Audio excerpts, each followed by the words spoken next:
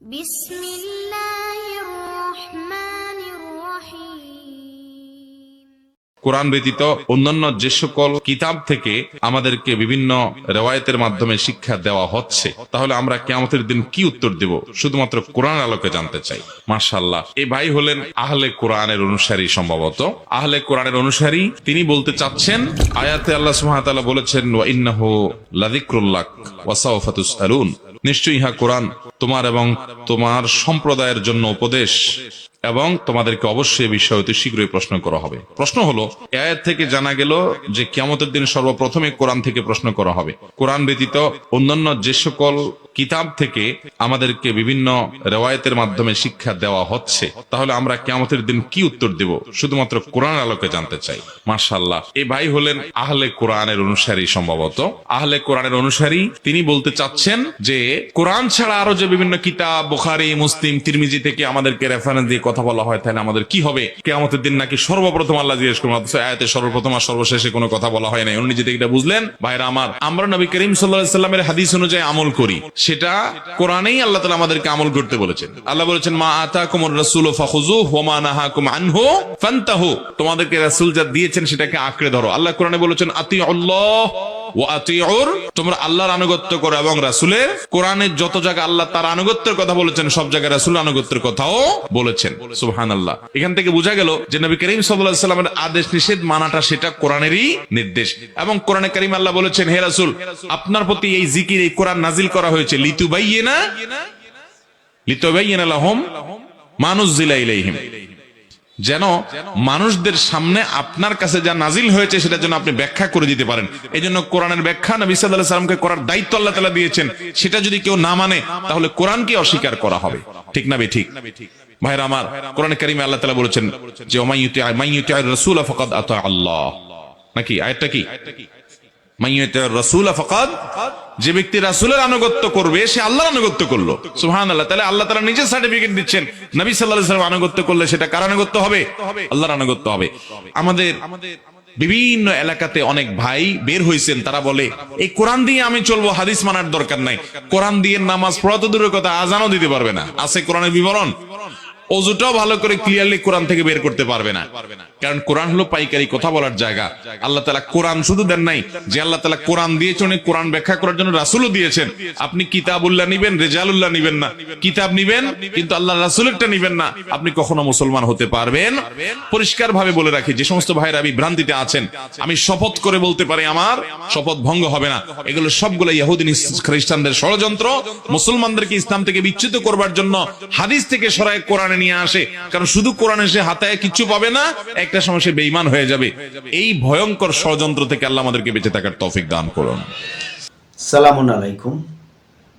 অনুরোধ থাকবে ভিডিওটি শেষ পর্যন্ত দেখার।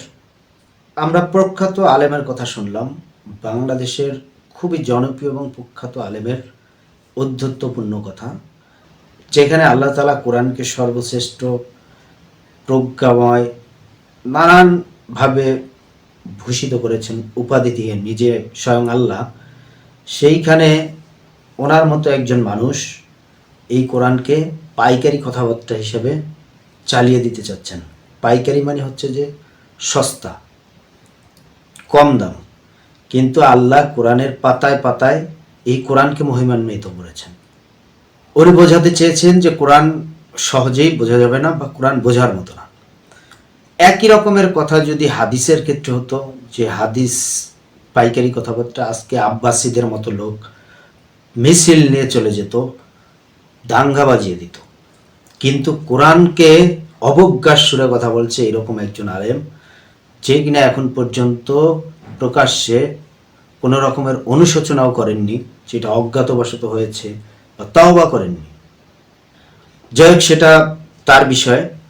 কিন্তু কোরআন যে সম্পূর্ণ পরিপূর্ণ সেটা আল্লাহ তাআলা বারবার, এবং কোরআন যে সহজ, কোরআন যে বোঝার জন্য খুবই সহজ, সেইটাও আল্লাহ তাআলা বারবার বলে দিয়েছেন। কিন্তু আমাদের যারা ধর্ম প্রচারকরা আছেন, তারা এই কোরআনকে কেন যে মানুষকে বুঝতে দিচ্ছেন না, এইটা আসলে মানে আমার বোধগম্য হচ্ছে না।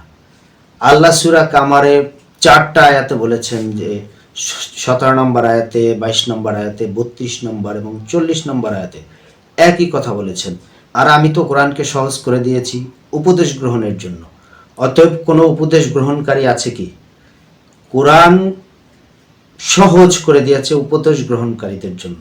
সেই কোরআন না বোঝা থেকে যারা আজকে ধর্ম প্রচার করছেন তারাই অন্যদিকে নিয়ে যাওয়ার চেষ্টা করছেন। হাদিস নামের কিছু গল্প গুজব ইত্যাদি ইত্যাদি সামনে নিয়ে এসে, যেই হাদিস রচনা হয়েছে হযরত মুহাম্মদ সাল্লাল্লাহু আলাইহি সাল্লামের মৃত্যুর 300 বছর পরে, সেই হাদিসকে আজকে কোরআনের থেকেও, কোরআনের সমকক্ষ, এতদিন দেখেছি যে কোরআনের সমকক্ষ রেখেছে, এখন কোরআনের থেকেও সেই হাদিসকে প্রায়োরিটি দিচ্ছে। তারা প্রায় বলে থাকে ওয়াতিউল্লাহ ওয়াতিউর রাসূল, আল্লাহর রাসূলের আনুগত্য করতে বলা হয়েছে, কিন্তু রাসূল কিসের আনুগত্য করতো? রাসূল কোরআনের আনুগত্য করত, সেটা কোরআনেও স্পষ্ট। সূরা বাকারার 2 নম্বর আয়াতে আল্লাহ কোরআনকে বলেছেন যে এই হচ্ছে সেই কিতাব যাতে বিন্দুমাত্র সন্দেহ নেই, মুত্তাকি বা আল্লাহর প্রিয় ভাজনের জন্য এটা হচ্ছে পথ প্রদর্শক। কোরআনে বিন্দুমাত্র সন্দেহ নেই, কোরআন পাইকারি কথাবার্তা, এইরকম বলছে আমাদের দেশের প্রখ্যাত আলেম, যারা কিনা এখন পর্যন্ত বহুত মানুষের কাছে খুবই গ্রহণযোগ্য হিসাবে রয়েছে ইসলাম ধর্ম প্রচারের ক্ষেত্রে। কিন্তু যেই মানুষগুলো তাদেরকে সমস্ত কিছু জেনে না জেনে অন্ধভাবে তাদের প্রতি ঝুঁকে আছেন, তারা সাবধান হয়ে যান। দেখেন তাদের কথাবার্তার যে অবস্থা। এই সাহেব বলেন যে কোরআন হাতিয়ে কিছুই পাওয়া যাবে না। তার জবাবে আল্লাহ তাআলা সূরা আনামের 38 নম্বর আয়াত বলেন, আমি এই কিতাবে কোনো কিছুকেই বাদ দেইনি। কোরআনে আল্লাহ তাআলা সমস্ত কিছুর বিবরণী দিয়ে দিয়েছেন। আর আমাদের এই সাহেব, প্রখ্যাত সাহেব বলছে কোরআন হাতিয়েই কিছু পাওয়া যাবে না, তাহলে হাদিস হাতিয়ে পাওয়া যাবে। তিরমিজি, বুখারী, মুসলিম, তিরমিজি, বুখারী, মুসলিম এই রচনাগুলোর কথা বলেছেন। এই রচনাগুলো হযরত মুহাম্মদ সাল্লাল্লাহু আলাইহি ওয়াসাল্লামের মৃত্যুর 300 বছর পরে রচনা হয়েছে। আবার বলা হয়েছে যে নবীর আনুগত্য করা, নবীর আনুগত্য করার কথা বলেছেন। নবীর আনুগত্য করা ফরজ, নবীর আনুগত্য করা সুন্নত না, নবীর আনুগত্য করা ফরজ। আর নবী নিশ্চয়ই কোরআন অনুযায়ী তার জীবন পরিচালনা করেছেন, হাদিস অনুযায়ী না। তার সাহাবী, তাবে কেউই কিন্তু এই বুখারী, তিরমিজির তাবেদারি করেননি। তারা সবাই কোরআনের তাবেদারি করেছেন, কোরআনের আনুগত্য করেছেন।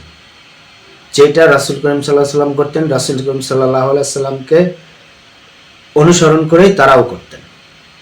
আল্লাহ সূরা নাহলের 89 নম্বর আয়াতে বলেন, আমি তোমার উপর এই কিতাব নাজিল করেছি সকল বিষয়ের সুস্পষ্ট বিবরণ ও মুসলমানদের জন্য উপদেশ, ক্ষমা ও সুসংবাদ হিসেবে।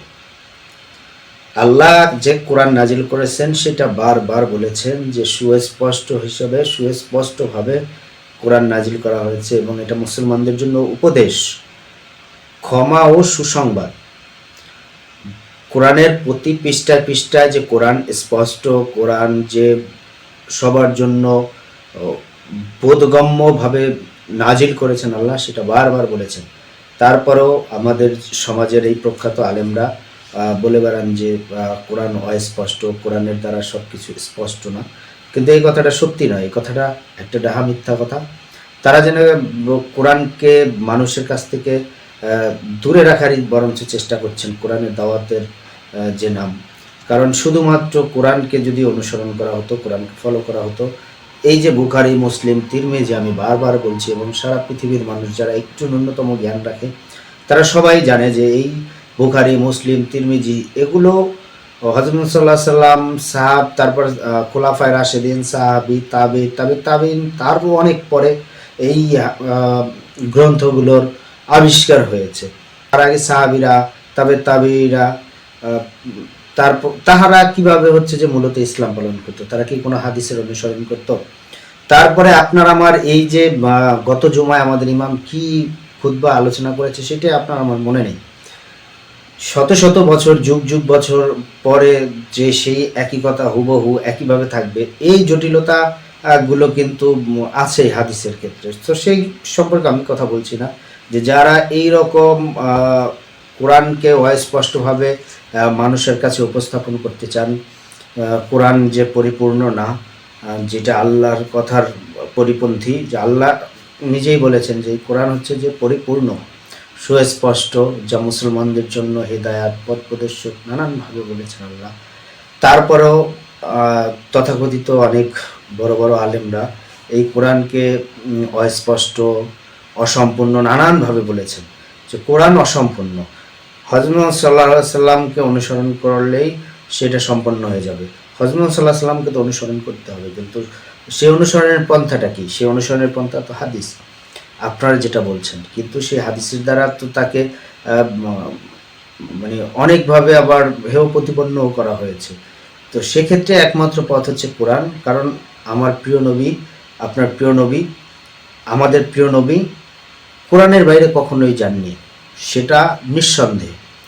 তো সেজন্য কোরআন স্পষ্টভাবেই নাজিল করেছেন। শুধুমাত্র কোরআনকে যদি একমাত্র আঁকড়ে ধরা হয় এবং নানান রকমের কিচ্ছা গালগপ্পর যেই গ্রন্থরাজি আছে সেগুলো এড়িয়ে যাওয়া যায়, তাহলেই কিন্তু মূলত আমরা যে আমাদের উপর প্রেরিত মেসেজ সেইটা যথাযথভাবে বুঝতে পারবো। তো আল্লাহ তাআলা আমাদের সবাইকে সেই হেফাজত করুক এবং এই ধর্মপ্রাণ মানুষদের মস্তিষ্ক নিয়ে যারা খেলছেন তাদেরকে আল্লাহ তাআলা হেদায়েত দান করুক। আজকে শায়েখ যেই কথা বলেছেন, এই কথা যদি সাধারণ কোনো মানুষ কিংবা সংখ্যায় জনসমর্থনে কম কোনো মানুষ এইরকম কথা বলতেন, এই ধৃষ্টতা দেখাতেন, তাহলে আজকে গর্জে ওঠা হতো। সেটা হাদিস নিয়ে যদি কোনো কথা হতো, আজকে কোরআন নিয়ে কথা বলা হয়েছে, কোরআন নিয়ে কথা বলেছেন, কোরআন নিয়ে এরকম ধৃষ্টতা দেখিয়েছেন। এই জন্য আল্লাহ তাআলা তাদেরকে হেদায়েত দান করুক এবং আমাদের উপর সবার উপর আল্লাহর হেদায়েত বর্ষিত হোক। সবাই ভালো থাকবেন, সুস্থ থাকবেন। আসসালামু আলাইকুম।